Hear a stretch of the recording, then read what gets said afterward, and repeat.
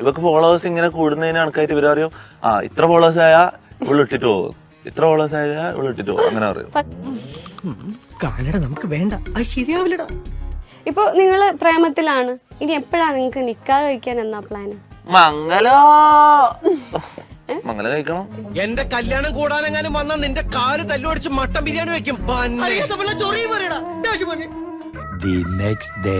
അങ്ങനെ അവസാനം അത് സംഭവിച്ചിരിക്കുകയാണ് സുഹൃത്തുക്കളെ. എന്ത്, തൊപ്പിയും ഫസിയും തമ്മിൽ ബ്രേക്കപ്പ് ആയി. അതന്നെ. നീ ഇങ്ങനെ ചെയ്യുന്നു ഞാൻ ഒരിക്കലും വിചാരിച്ചിട്ടില്ല.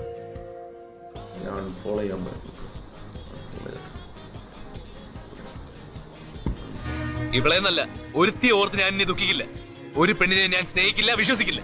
എങ്ങനെ പോയ രണ്ടാൾക്കാരേനും എന്തൊക്കെ ആയിരുന്നു രണ്ടെണ്ണത്തിന്റെ കാട്ടിക്കൂട്ടല്.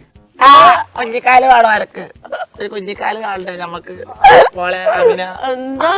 എനിക്ക് അപ്പോഴേ തോന്നി.